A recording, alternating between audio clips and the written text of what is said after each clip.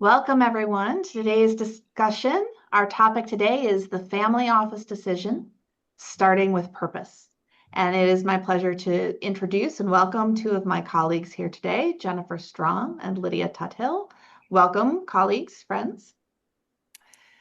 It's a pleasure to be here with all of you today. My name is Kristi Daeda. I am President and CEO of the Family Business Consulting Group. My co-presenters here today are experienced consultants working with families, specifically around this question of what it means to have a family office, how you make that decision, how you create a family office that supports your family's purpose.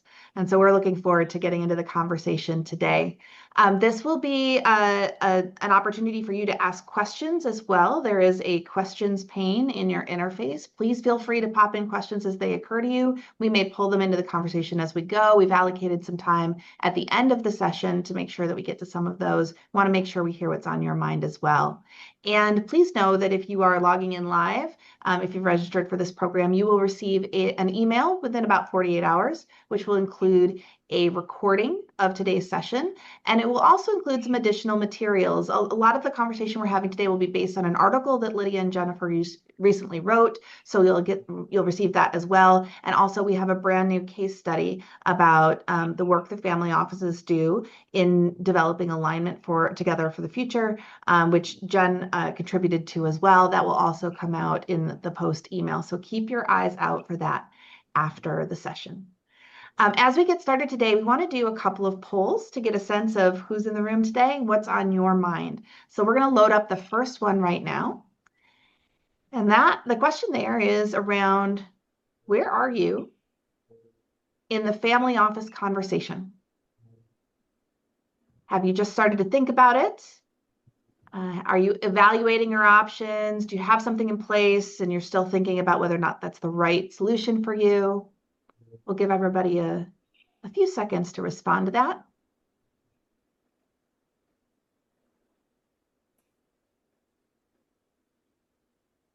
Give everybody about 5 more seconds.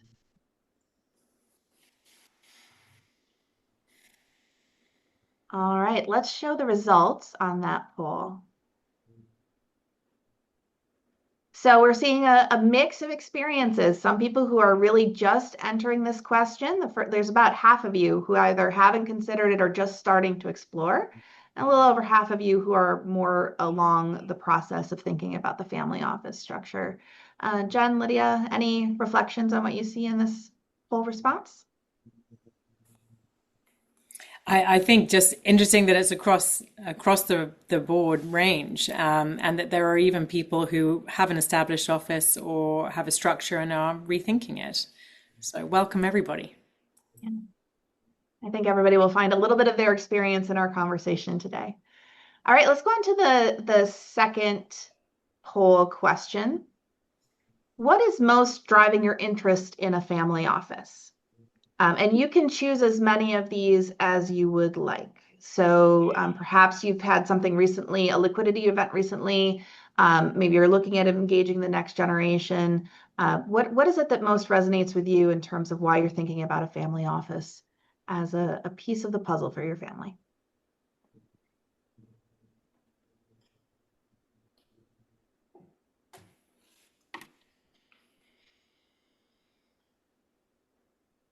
Give it again about 5 more seconds. Thank you all for your engagement in the question. All right, so here's what we see. Those second two are the most popular, and they both sort of speak to change in the family, which is interesting. Lydia, Jen, what do you see here? How does it resonate with your experience? I think we'll touch on all of these things, and we'll make sure that we don't over-focus on the liquidity event, because it looks like the other 4 are more of a priority. So that's good to know. Great. All right, one more question for today, because I think understanding where we are in the family journey is also helpful. The last question is, what generation are you in your family business? And oftentimes we want to answer more than one. I'd say, wherever the most involvement or decision making is right now is probably where you want to focus your answer.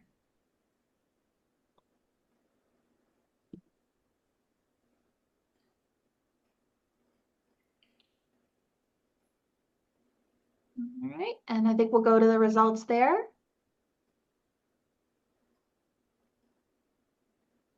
So again, across the board a little bit, but a lot of relatively early generation, first, second, and into the third in this group. Fantastic. Thank you for your participation. That's really helpful as we think about where you all are all in your experiences and how we can make this conversation the most useful for everyone.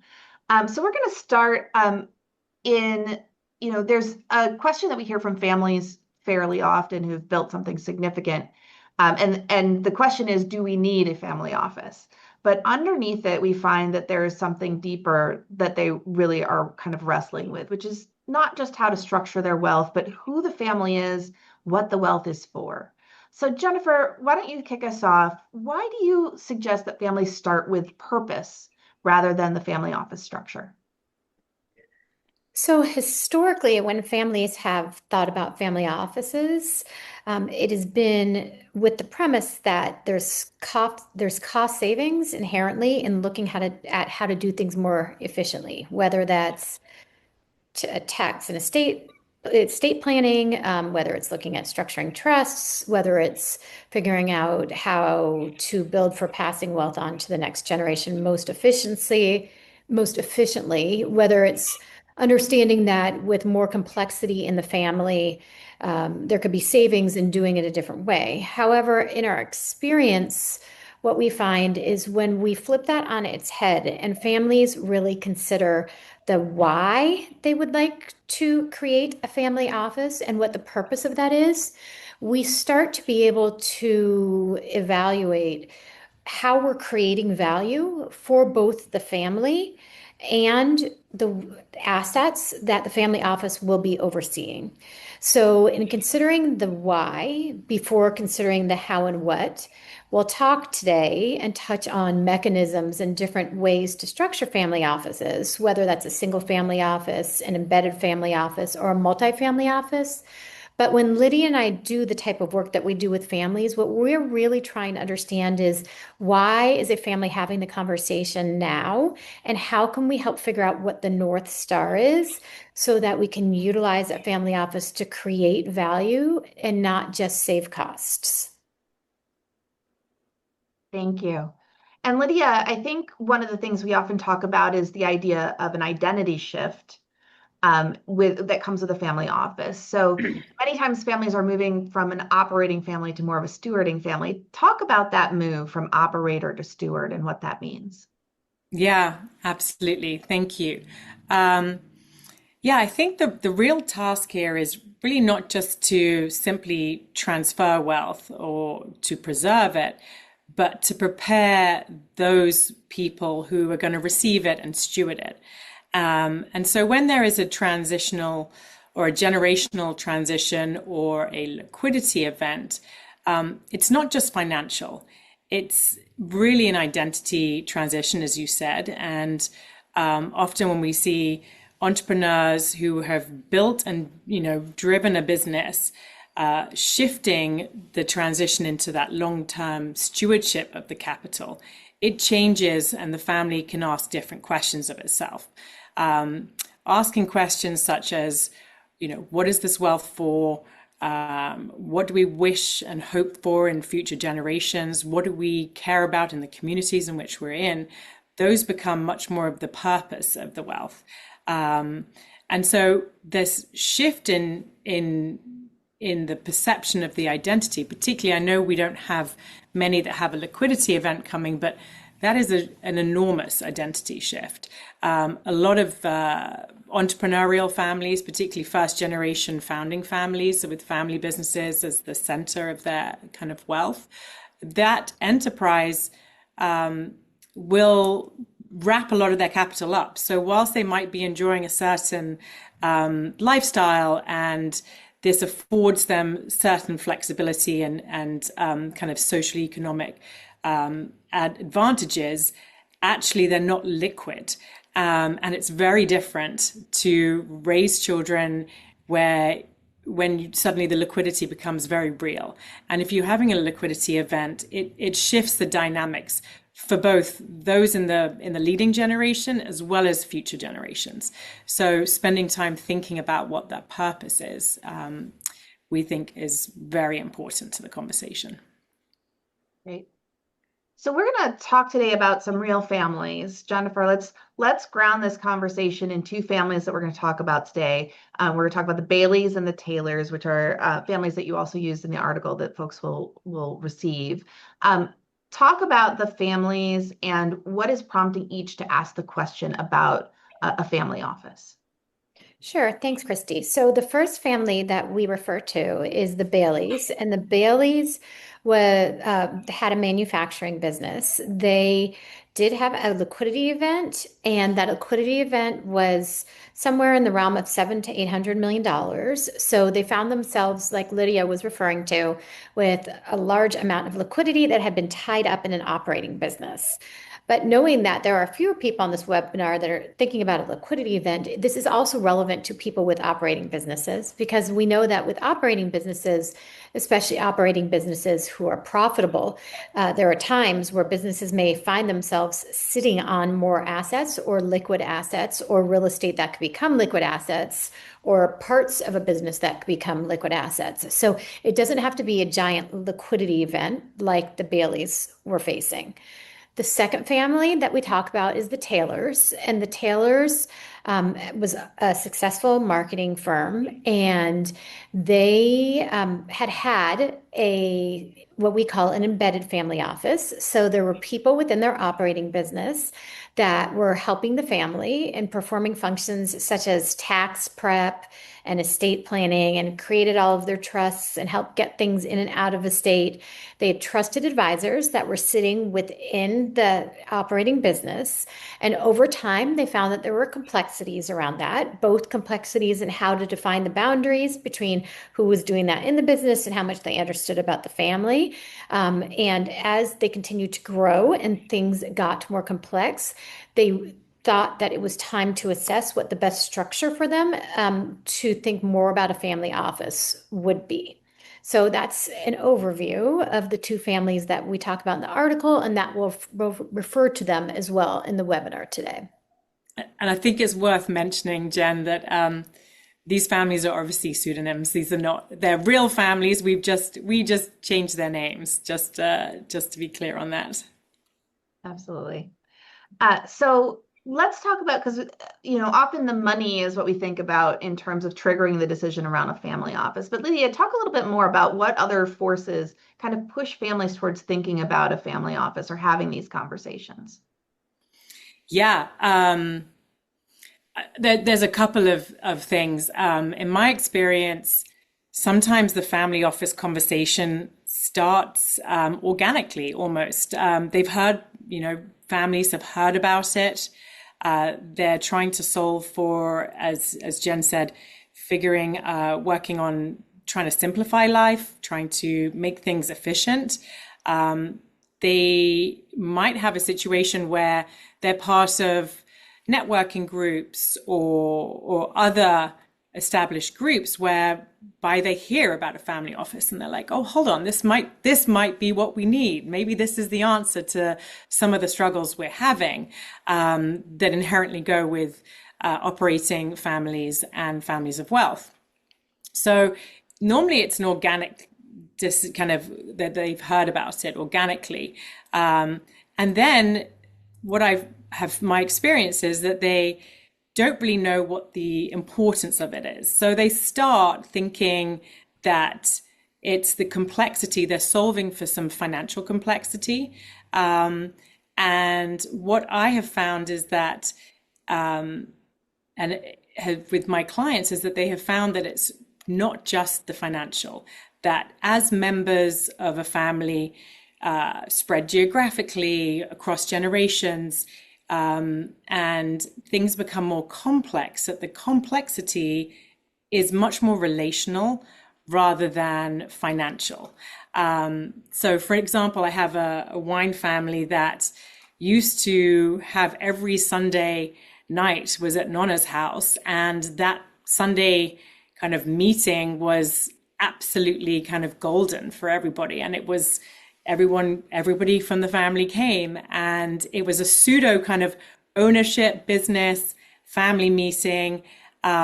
Everybody was required there. It was absolutely not the done thing not to turn up to Nana's house on a Sunday, unless there was a major issue going on. But as this family evolved and grew in complexity, they were finding that meeting and that gathering wasn't serving its purpose. And they were struggling to connect on the relational side. And that's where the complexity was apparent. Another example was I have a wonderful family that I started working on in transition, and they were really believing that their primary focus for starting a family office was tax, investment, and reporting driven, like really driven by trying to solve some of the efficiencies they wanted to see. But as we started to work together, they understood that actually the financial complexity can be solved by really great technical advisors. Where they required support was in the relational side of communication, role clarity, trust building. So the family office can beautifully organize assets, and the structure that they put them in can only carry the family so far if it doesn't address some of the relational aspects that are inherent in this work. I think that's a really great example of where we're going to go next is kind of what a family office actually does. And the very first question that popped into the chat was, will you be defining a family office? I feel as if it's a nebulous definition. So as we go into this next portion of the conversation, I hope that we'll give a little bit more clarity about what family office means, because often family office is a shorthand for a sort of set of services and things that can be provided for the family. So Jennifer, why don't you go on into this next section? Let's talk about when families are picturing a family office, many first think about investment management as a primary role for the family office, but the scope is broader. So what do you see as the core functions of a family office? Good question. So like you said, when most people think about inherently what a family office is, it helps families manage their assets or their investments, whatever those assets may be, whether it's money that they're overseeing and investing, whether that's real estate, whether that's shared homes, so whether it's a foundation. So it can be so many different things, but what we like to do is broaden the definition. So when we're looking at a family office and what it does, what we're hoping it does is when we start with defining its purpose, that the family office becomes a mechanism to help the family become stewards of those assets and to live out that purpose. So is the purpose to maintain multi-generational wealth that's already been created? Is the purpose to help educate the next generation and figure out how to give back in other ways philanthropically? Is the purpose to respect the legacy that's been created in creating jobs for some companies and to continue to invest in entrepreneurial ways? It makes sense for next generation family members to be co-investing. So it can be all of those things: tax, estate planning, investment oversight, philanthropy, house management, personal travel, lifestyle management, education. So all of those things are services that sit within a family office. But this goes exactly to why at the beginning, when we said we like to look at the why before the what and the how, is people default to it's going to help manage my investments. But that's a very small part of it. And there are a lot of great people that can help manage investments. And you could figure out a way to do that without creating a family office. So ideally, even with the managing investments piece, is how are you managing those investments? There are families that are going to do that much more aggressively. There are families that are going to be doing that, like I said, to create jobs and to create businesses. There are families that are going to be doing that in ways that allow the next generation to invest together. So when we think about what a family office is, it has all of those functions, and it does help with complexity. When there is a large amount of wealth that's been built and there may be multiple properties families and an operating business and real estate investments and other investments, it does help manage the complexities that are inherent with that wealth, but it also does many other things. And it helps families steward and live out the purpose for the reasons that it was created. So we go back to the why. So. Fantastic. So we're going to take this back to our two families that we've discussed, Lydia, and you pick up this thread. Talk about how those ideas apply to the two families that we discussed and how they discovered their why and thought about what the family office meant to them. Yeah, so for the Taylors, which are this third generation that are still operating their marketing business, their priority was really tax coordination and investment oversight. And what they found was this used to be handled informally, kind of off the corner of the desk of some of their business staff. And they needed to, as the complexity of the family and the wealth was increasing, they increasingly wanted to draw some clearer boundaries between what happened with the business and what happened with the family. And so that personal decision making they wished to remove from being embedded in the business. So for them, it was about the kind of coordination and drawing clearer boundaries and having having a bit of space between the two. For the Baileys, there was a more broad build out of the family office. They wanted to develop investment policies. They were managing liquidity. They were launching a foundation and engaging adult children and their spouses in the financial education as their financial picture was changing quite dramatically. And so bringing the family office together, or bringing the family together with a family office that said, hey, this is our engagement strategy. This is how we're going to have these conversations. They were just the same menu, just very different orders in terms of what they were both driven by purpose and stage. And it wasn't like a fixed template. Understanding what the issues they were experiencing were and addressing them with putting the right structure in place together. So to the point of the question that you said earlier, there is no very clean definition, because if you are to see every family and say, what is it that you are, where are your pain points? What are you experiencing trouble in? That means that every family office does evolve and look quite different. Well, and the pain points that people may be recognizing, I think we've already touched on the idea that sometimes you think the pain point is here, you think it might be in tax or finance, and then you find out that you need something very different. So, Jen, I think you have a story to tell about how a family discovered that the family office could serve a purpose that they didn't realize at the outset would be what they were looking for. Yeah, so I was working with a family that had several operating businesses, as well as owned a lot of real estate alongside their operating businesses, both separate and adjacent. And the family was very closely tied to their community. They were G3, although there were some young G4s. And they had some very trusted advisors in the business who over time had really understood the family, managed the family's investments, overseen their tax and estate planning. But what started to happen is the next generation, as they got into their 30s, two of them were in the business and others were not, of the cousin group. It was unclear how they were going to come together as an owner group.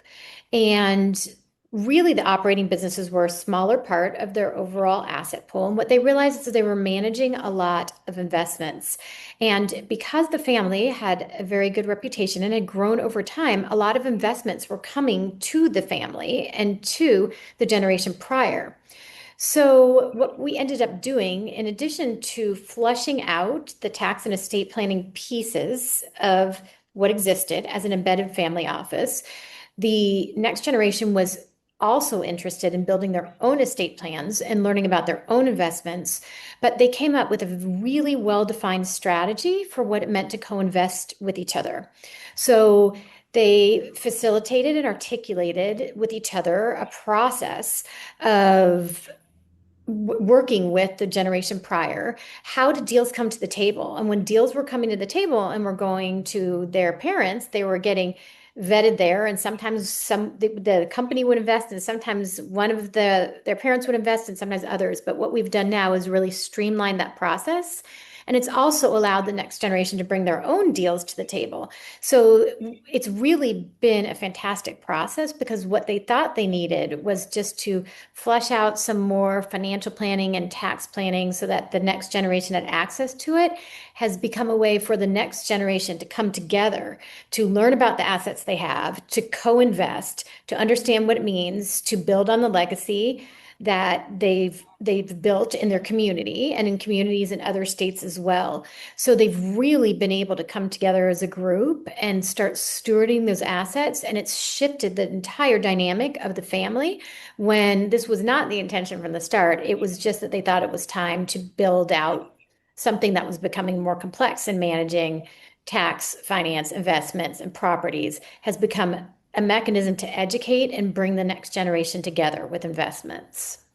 I think that's one of the things that we see is very interesting. We talked about the move from operator to steward, but there's also like this opportunity in family office for channeling entrepreneurial energy in new ways, right? And oftentimes it needs to be redefined in this stage. I think that's what you're describing, right? As a family sort of saying, like, this is how we're going to continue to grow the legacy, have an impact, and do that together in this stage in our sort of shared stewardship. Yeah, and one of the things that's interesting about that is, we all think having money is a good thing, but with money becomes all sorts of other questions. And people think that people who have family offices are because they're managing money. But what money also does is it allows families, and that's in the beginning when I said a lot of people focused on the costs, like the efficiencies of a family office, but it's really much more than that. So where did the family come from? What is the legacy? Is it rooted in entrepreneurship? Is it rooted in creating jobs? And what's the intention of these assets over time? And what a family office can allow families to really live out their purpose. And many of these families are quite entrepreneurial.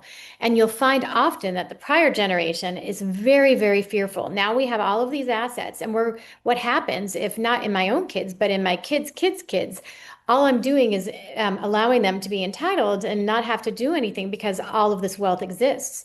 But in reality, a well-functioning family office, and a family office that's really rooted in purpose, will empower the next generation to understand what the intention of these assets are, and to then deploy them in ways that represent the legacy of the past and help the next generation from being entitled, which is almost always the fear that the generation prior has, because they've spent time building this wealth and they don't want people to think that they don't have to go out and work a day of their life. And most next generation family members don't have the intention to going out and never working a day in their life. So that's why creating these discussions and allowing these things to naturally happen become a big purpose in the family office. Fantastic. All right, well, we're going to move to models because people are very interested in the brass tacks of what does this mean. So Lydia, we're going to pass things to you. Give us the landscape. Yeah. What are the main approaches to developing a family office that families consider? Okay, so I mean, there is no one right answer here, but there are many different models. So if we're looking at models, the embedded family office that we talked about earlier with one of our families is really just using the company's accounting, HR, finance to manage the affairs of the family. And it's really efficient early on, particularly when you have some subject matter experts that are in the business and they can spend a couple of hours a week working and helping support the family. So we often see an embedded family, but it does begin to strain on the business. It can raise privacy concerns as complexity grows. And, this was, as I said earlier, the starting point for the Taylor family when they felt like they kind of outgrew this. But quite often that is the first place that we see it. Then there is the single family office, or SFO. This is a dedicated entity and it serves just the one family. It offers a highest degree of privacy and control and customization, but it also comes with significant cost and complexity. And this is what in our article, in our examples, the Baileys are evaluating. Like, if we have this liquidity event, do we now take this out and put this into a single family office and manage our wealth, both in terms of the financial wealth and the other capitals of wealth that these families that are going to thrive need to think about. And whilst I mentioned that, this is seminal work by Jay Hughes, as in his book, The Family Wealth and Keeping It in the Family. He reframes wealth as kind of having the family flourishing on different capitals of wealth. So the human, intellectual, social, spiritual, and financial capital. And he lists the financial capital at the end because he says that it's not simply about the preservation of financial assets and capital, but where a family is going to come unstuck in the future is not going to be with a mismanagement of their financial capital. It's on their other capitals of wealth. So that's why we spend so much time focusing on the human aspect and the relational aspect. So that's the single family office. And then there is a multifamily office. And this can take many different forms, but can be a group of families that effectively you put together a single family office, but for multifamilies. So this is professional management, it's institutional level access. The aim of a multifamily office is to lower the cost, but it comes at the price of less exclusivity and less privacy, which is sometimes very important for people. But it does allow a number of families to come together, and sometimes to, like Jen was just talking about, this family doing co-investments, to co-invest together, to do their private capital, and to source things together. And then finally, we're seeing more in the market of virtual family offices and outsourced. So this will be where where families will outsource an element of their wealth management and the management of their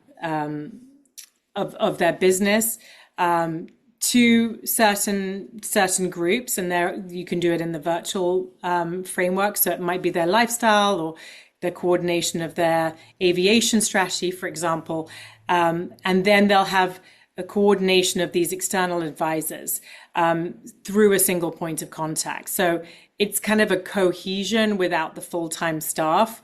And that's something that we're seeing more and more now.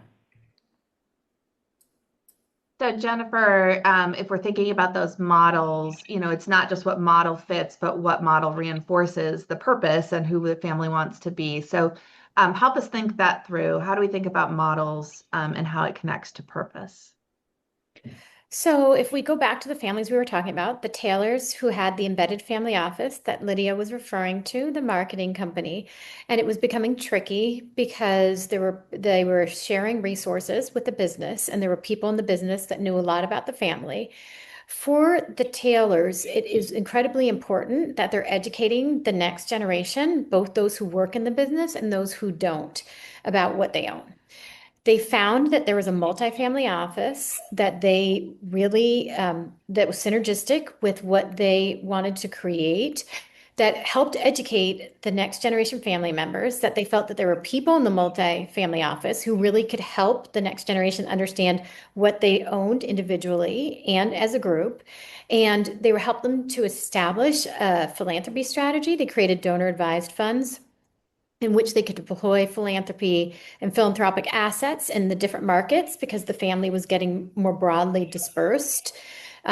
So for them, working with a multifamily office really allowed them to serve the purpose of both looking at someone overseeing their investments and ensuring that there was that wall between the business and the family office that they didn't have when it was embedded, And they found that the multifamily office had great capabilities in being able to educate the next generation and help all of those individual people and branches build their own estate plans and tax strategies as well. So for them, that became a really good solution. For the Baileys, who had a liquidity event, that was a larger liquidity event, they built and are looking at building. At this point, they've now started building their single family office. And their purpose really was managing investments. That was a large liquidity event. They had to figure out how to deploy that capital. They had to think very hard about how to manage that investment strategy. The family itself had a pretty high risk profile. They felt comfortable having a team of people that was inside of their family office that was managing their investments. They were also very focused on privacy. They continue to be very focused on AI and what that means to the family, who has a high profile name, and cybersecurity. So for lots of reasons, in addition, they already had a foundation. So they could bring all of those things under one roof. So for them, it has made a whole lot of sense to create a single family office. The one thing I will say is they still are outsourcing pieces of what they do to a multifamily office. So it's a good example of there isn't one totally right answer. They could do it totally one way, and many people do. But the idea of this, like we were talking about at the beginning, is to figure out what your purpose is and how do you get it done based upon your purpose. So they had a relationship with a prior multifamily office, and they wanted to maintain that relationship for several reasons. But they have and started to build out a fairly significant single family office. And it makes a lot of sense given their personal goals. So would it be fair to say in some ways the family office is like any other business, and that you're making decisions on what you insource and outsource based on what makes most sense for your goals and what you're able to invest? Well, just like we tell our clients who have operating businesses, if you don't have an owner vision, then you don't know what direction you're rowing in. And it goes back to that North Star. So we want to be able to row in one direction. So you need to figure out what that direction is. And that's going to then determine what makes sense to do on your own, or is there someone that can do it better? And then there's more to it than that too, because there are costs involved with family offices. So do we want to build an entirely our own staff in a single family office? And what does that mean to us? Versus can we have a relationship with a multifamily office, which often also brings peers because there are peer groups within a multifamily office. So for families who are looking for connection. So it varies so much. So yes, it is the same as it is with operating businesses, is that when you have your North Star, it becomes much just like with an operating business. You can't create a strategic plan without the owner vision. You can't create family office structure without understanding what the vision is for a family office. That's a great takeaway. Okay, so then we're going to talk about how we design family offices that grow with the family, grow and evolve with the family. Lydia, how do families think about designing that, and where do they begin? It's a great question, and I actually, I know Jen does the same with her clients, is like treat the design itself as a clarifying exercise. So the opportunity to gather family members in purpose of designing how they wish to hold their wealth and to grow and sustain it is in itself a really excellent clarifying exercise.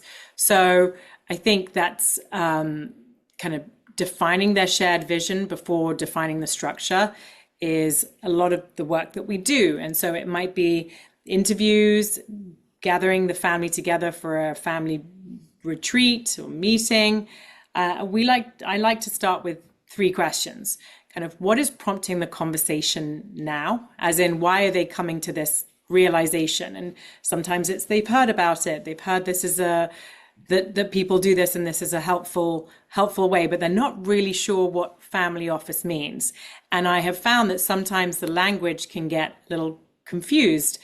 So people say, well, we need a family office, but what they really need is they need some governance.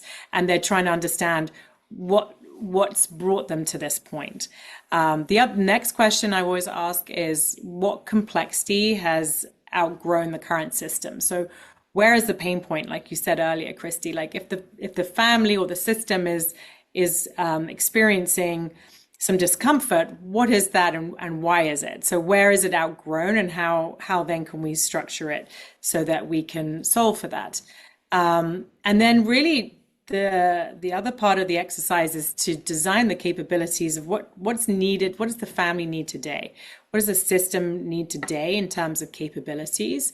And what might it need in the future as family ownerships and assets evolve?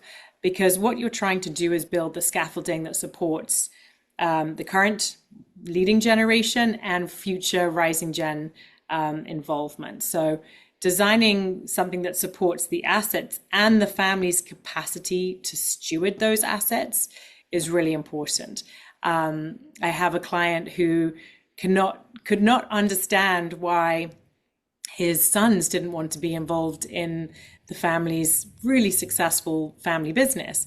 And when we dug into that conversation and we had that conversation, he realized that he came away going, actually, I've done a great job. They're off pursuing their own dreams and aspirations. They don't want to come into the family business. And so his takeaway from that kind of clarifying exercise was, oh, I've actually done a great job. I have helped them get to a point where they are launching their own lives and living their own experiences. And yet there's this like juggernaut coming down the line at them in a huge multi-million-dollar business that they're going to be requiring to steward.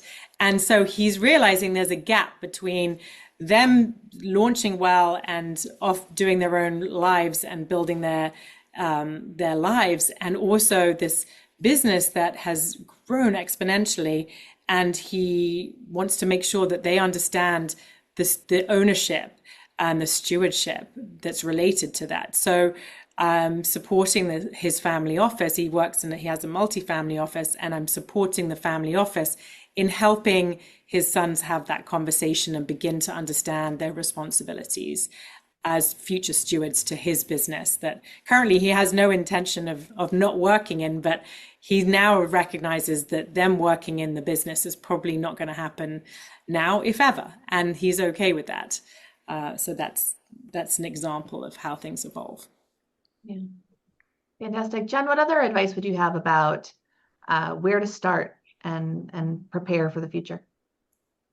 So interestingly, Lydia and I approach these things very similarly. So everything that she said, but what I would add on to that is that we see ourselves as Sherpas through these conversations, the conversations that Lydia's alluding to about wealth and what happens with the next generation and how to help them become stewards, because these are hard topics. And these are topics that there are advisors that the families we work with are working with, and we work alongside those advisors every day. So when we have family offices, we work alongside their trust and estate planners. When we work with multifamily offices, I have always somebody like that's working side by side with me at that office. What we do is we start with the family to talk about what are these things that are hard to talk about. It is hard to talk about wealth. It is hard to talk about the fear of losing wealth for people who created it. It is hard to talk about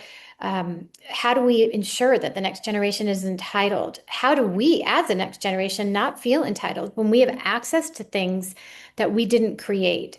It's hard to learn about assets that are wide-ranging and vast. So what we like to do is start the conversation with what's your why and your why now, and at the most basic level, be able to create conversations that allow people to understand what they own, what their hopes are for those assets in the future, and to make it comfortable, because these aren't the types of conversations you can just go have with your next door neighbor for the most part. So we want people to not feel alone, and we know how to have these conversations. How you structure the family office part and how we can find the best people to do that, and whether you do that as a single family office or go to a multifamily office or find other advisors and create a virtual family office, we can figure that all out. That's the roadmap. That's the execution piece of this. So the at the heart of this is conversations, and they're not easy conversations. And we understand that these are hard conversations that we're ready to have with families, and we know how to do it in a way that makes everybody feel comfortable. And we're talking about assets, and we're talking about money. So when we talk about family offices, it's less around the family office, even though that's a very hot topic right now, and it's more about the why. So. Fantastic. Thank you. I'm going to ask one more question from each of my co-presenters today, and then I'm going to go to your questions for those of you who are in the audience today. So this is a great time to pop additional questions into the Q&A section. We'll go to those in just a moment. But before we do, the last question for Lydia and Jennifer, and Lydia, we'll start with you. What is one thing that you'd want every family watching this to take away today? Oh, there's so many. I think we've covered a lot. I think the understanding that what I would wish for every family is that they understand that not one size fits all, and that family offices should be built really with a family focus around their why, and start with that rather than the structure, and understand what the purpose of the family office, or what the purpose should be, because if you start with that, you're and understanding that it's going to evolve. I think that's the other major takeaway, is that it's not going to be something that you're necessarily going to get right straight away. There's not a right answer. It will evolve over time, and so to be flexible around that. Great. And adding on to that, I would say that structure should support the family's purpose and not become the purpose itself. So I'm going to sound like a broken record. It goes back to that why. So we just want to emphasize that the why is much more important than the what and the how, and the what and the how will come once we understand what the family's purpose is. Then we can help create the structure to support that purpose. Perfect. All right, to our audience questions. We've had several that were submitted today. We also had a number of people who submitted them before the session, and I'm never surprised to find that the questions are often very similar. So we're going to hit on one that we see frequently, which in the pre-questions was the question of, am I big enough? Yeah. A lot of families want to know at what point it makes sense to think about a single family office. So give us some context on how families think about that question. Who do you So want? You go ahead. go ahead, Lydia. Go ahead. No, I love it. After you. Jump in. I'll jump in after you.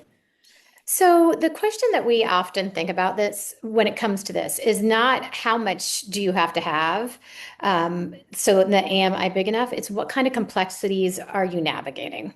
So has the way that you've been managing certain functions, whether that's teaching the next generation about wealth or tax and estate planning or overseeing your investments, to what extent have you outgrown the way that you're doing it right now? So what complexities are you navigating, and are you running into pain points that are indicators that you need to start looking at doing this a different way? So when we're talking to clients, often that's what we're listening for. If you're running into pain points, if there is question about who's making what decisions, if there are decisions that are being made that are not well-informed decisions, and the right hand is not talking to the left hand, then that likely means you're big enough. So rather than looking at that as a dollar amount, we look at that as a, how is it working now? What are the complexities? And if we were to wave a magic wand and create a family office structure, would those complexities and those pain points go away? If that's the case, then you're probably big enough to start talking about how you would do this differently. Okay, great. The next question I'm going to ask is around family dynamics. We had some pre-questions and again questions today about how do you address either conflict or differences in vision between generations in family office conversations. So what do you see in terms of kind of the tensions that arise, particularly between generations, although we would see it in other ways as well, as you start to talk about family office, and how do you help families address those? Yeah, I'll jump in here because this is the generational tug of war that we're very used to seeing.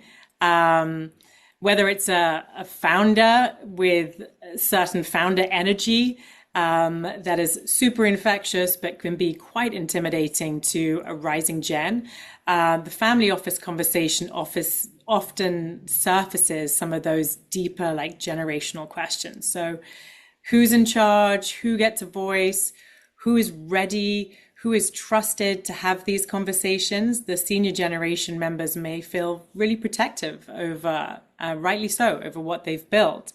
And they may worry that moving too quickly in this conversation would create some entitlement or conflict in the rising gen, particularly if they have children or cousins that have different experiences and different views, and they're trying to keep the conflict away from them. I've seen that scenario. And then this loss of control, this sense of like, is the family ready for this? I'm not sure I'm ready to let go.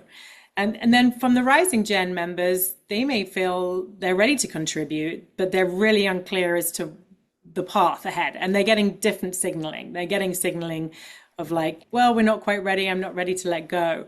And so I think the big thing that I see with siblings and cousins is that they can be really different levels of interest. So some will be highly engaged, some will be disengaged, and some might want some responsibilities and want the economic benefit from that. So the tension is normal. I think that this tug of war is really normal. And it does not mean that a family is failing. In fact, actually, if it's addressed correctly and thoughtfully and intentionally, it's actually a really strong indicator of a thriving family, because the family will learn to communicate, be clear on its participation, have stronger decision making, and can transition that responsibility over time. So one helpful distinction that I like to help families make is between this ownership, leadership, and participation or engagement. That it's okay that not every family member will work in the business or serve in governance or lead a philanthropy effort, but the family members can still be responsible and informed and importantly aligned as owners and beneficiaries, even if they have different pathways to their engagement. So the family office can be a place where those generational tensions show up, and they should show up, because that means that the important conversations are taking place, in my mind. So kind of to take it from this informal tug of war, unspoken, into something that's a more intentional conversations. And having hard conversations doesn't mean that the family's not doing well. In fact, I think it's an indicator that family's really thriving, because they're really challenging themselves to have those conversations and address it head on. And Kristi, I love Lydia's answer because, again, we think very similarly about family dynamics, in that not having conflict is not having conflict is not a good thing. So productive conflict is something that we're looking for. So in addition to generational differences in perspectives and ideas around control and decision making across sibling and cousin groups, especially across cousin groups, I know there were quite a few people who were G2, G3 getting into G4. We would not expect that everybody would be coming from the same individual family value systems. And we're looking at a bigger system in this legacy or shared assets, and we're looking at individual wealth and values systems, and we need to figure out how to reconcile them. So like Lydia said, it is extremely normal to feel that tension. And in order to get through these conversations, we need to be able to have the conversations about the tensions that exist and have real conversations about shared assets and how you make decisions around shared assets versus individual assets, and how you allow others to make decisions around individual assets without doing that from a place of judgment. Because we would not expect that cousins or individual family branches should, coming from different households, always have the same value systems around wealth. So at the crux of what we do are these conversations. This is the real part. This is where the work comes from the family and figuring out where they want to go and making decisions about assets over time. Can I add one more thing? I just read one of the questions about unresolved conflicts in the Q&A. I have worked with families that have perpetual problems, have perpetual unresolved conflict, and I have really successfully worked with them when the next generation got together and said, okay, well, we know that Uncle so-and-so and Aunt so-and-so had their massive fallout, and yet we wish to come together and figure out our own alignment. And so I don't think the idea is always to resolve conflict. Sometimes it is unresolvable, and that's okay. But acknowledging it and knowing that there is some conflict creates connection as well. It's where we as human beings can connect. So if you are able to have a next generation that can work together and you can talk about the elephant in the room, the elephant's not going to go away. It's going to stay there, but you're just going to work around the elephant with some intention. So that's how I've addressed that particular question. And Lydia is much smarter than me in looking at the questions, and I'm glancing at the questions right now. There are a few of them I think we can answer in one. There are some questions about what's the difference between a board and a family office and a family council coming from different places. So just to touch on this. So a family office is a structure. Boards and family councils are governing their decision-making bodies that can exist within a structured system. So they can exist in an operating business. They can exist in a family office. There are reasons that a family office would have a board. It could be a board of family members, a board of family members and independents, which can serve as a check and balance to the owner's vision. And there could be a family council that represents the family, both lineal descendants, can represent spouses, but they all serve different purposes. So the answer to the question is that all of those things, family councils, possibly owner councils, boards, are governing bodies that can help make decisions inside the structure of a family office.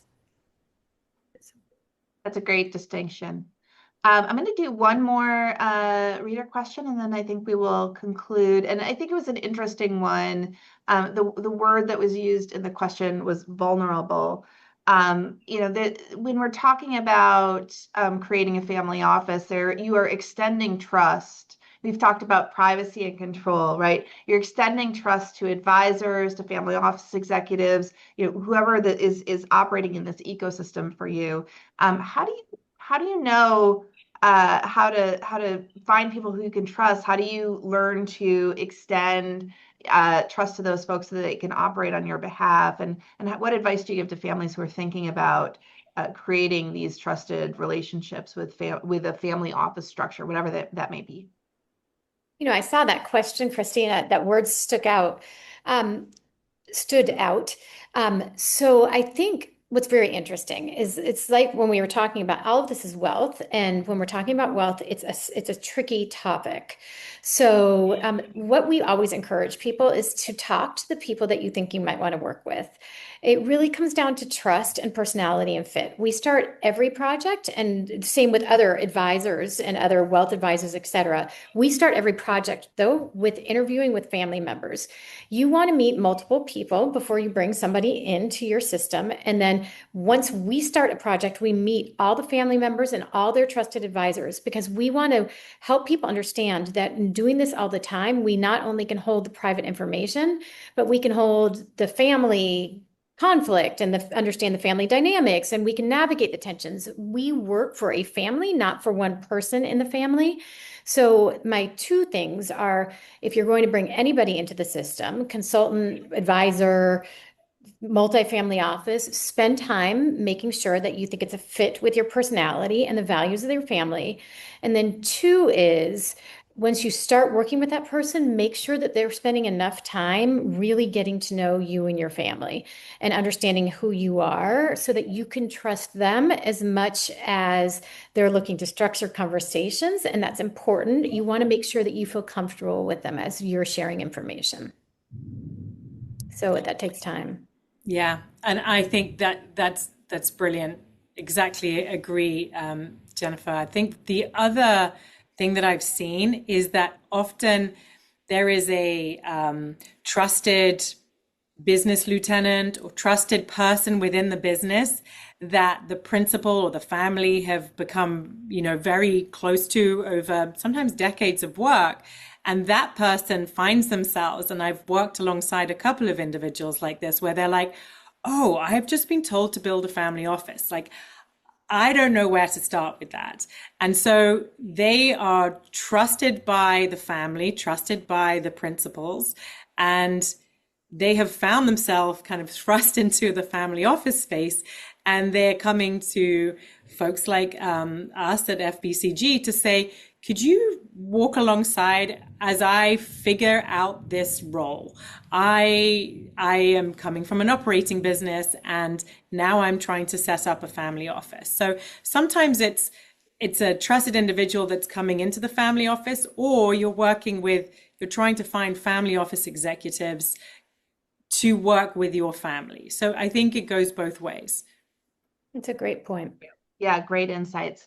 We're going to put up a quick image for the group as we close. This is our opportunity to remind everybody who's participated that you will get a recording of this in the next couple of days, as well as the article that talks more about the families we discussed today and a new case study on family office.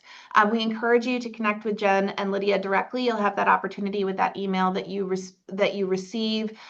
If you would like to talk to FBCG about our services and learn more about how we might be able to help you with family office or other issues, the QR code that is on your screen right now will allow you to create a conversation with my colleague Claire Snecki, who's often our first line of talking to families and helping them find FBCG appropriate resources. So that's another opportunity to continue to engage. We also ask right after you log off here today, you're going to get the opportunity to fill out a survey and provide us feedback on this session, as well as what you might want to see in the future. We really, really value that feedback. We do read it and we apply it as we look at future programs. So you can help us shape these conversations for future by spending just a couple of minutes providing your feedback. So with that, I want to thank Lydia and Jen, both of you, for your expertise, participation, wisdom today. Thank you both. Thank Thanks, you. Kristi. And thanks everyone And for coming. thank you everyone for joining us today. It's been a pleasure. We'll see you next time. Thanks.